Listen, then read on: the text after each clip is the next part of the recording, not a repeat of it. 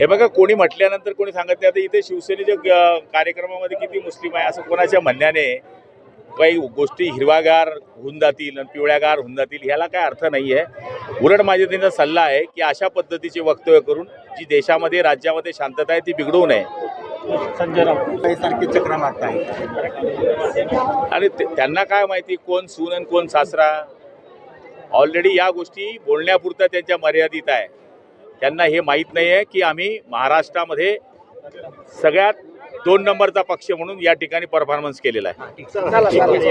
त्यांचा गुलाम बनणार नाही. मी वरणगावच्या सभेत आलो. पहिले वरणगावचं विचाराल की नाही तर फक्त वरणगावमध्ये पक्ष प्रवेश झालेला आहे. मोठ्या संख्येने काय सांगतो?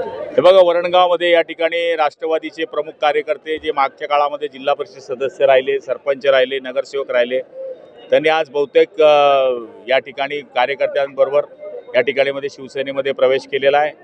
400 कार्यकर्त्यांनी या ठिकाणी शिवसेनेमध्ये प्रवेश केलेला आहे. आणि मला तरी असं वाटतं की समाधान महाजन यांच्या नेतृत्वाखाली या ठिकाणी वरणगाव नगरपालिकेमध्ये 6 नगरसेवक या ठिकाणी आमचे आता निवडून आलेले आहे. आणि पुढच्या काळामध्ये वरणगाव शहराचा विकास करण्याचा संकल्प त्यांनी या ठिकाणी मांडलेला आहे.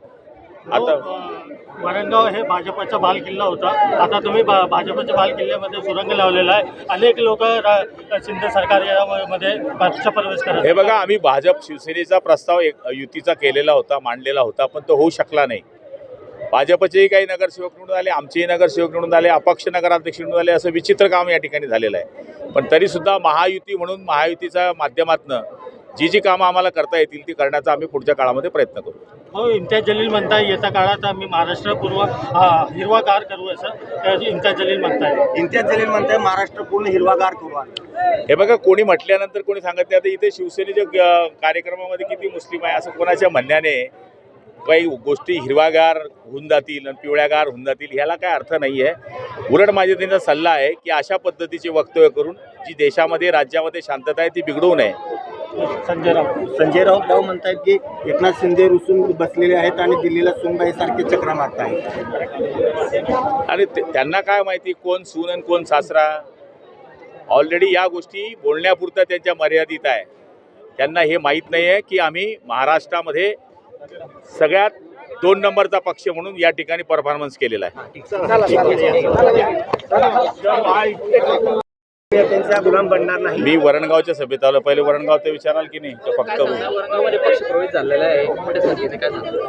हे बघा, वरणगावमध्ये या ठिकाणी राष्ट्रवादीचे प्रमुख कार्यकर्ते जे मागच्या काळामध्ये जिल्हा परिषद सदस्य राहिले, सरपंच राहिले, नगरसेवक राहिले, त्यांनी आज बहुतेक या ठिकाणी कार्यकर्त्यांबरोबर या ठिकाणी शिवसेनेमध्ये प्रवेश केलेला आहे. 400 कार्यकर्त्यांनी या ठिकाणी शिवसेनेमध्ये प्रवेश केलेला आहे. आणि मला तरी असं वाटतं की समाधान महाजन यांच्या नेतृत्वाखाली या ठिकाणी वरणगाव नगरपालिकेमध्ये 6 नगरसेवक या ठिकाणी आमचे आता निवडून आलेले आहे. आणि पुढच्या काळामध्ये वरणगाव शहराचा विकास करण्याचा संकल्प त्यांनी या ठिकाणी मांडलेला आहे. आता वरणगाव हे भाजपचा बालकिल्ला होता.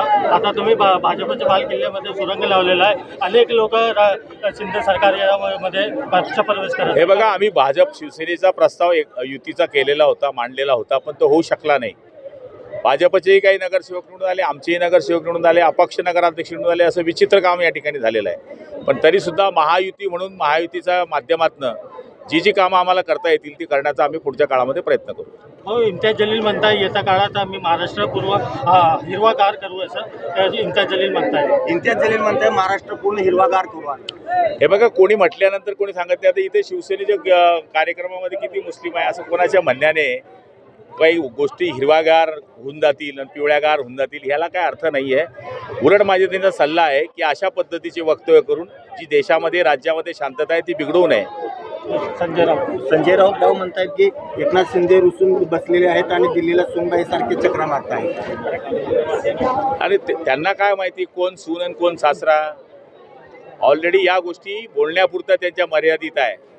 त्यांना हे माहीत नाही आहे की आम्ही महाराष्ट्रामध्ये सगळ्यात 2 नंबरचा पक्ष म्हणून या ठिकाणी परफॉर्मन्स केलेला आहे.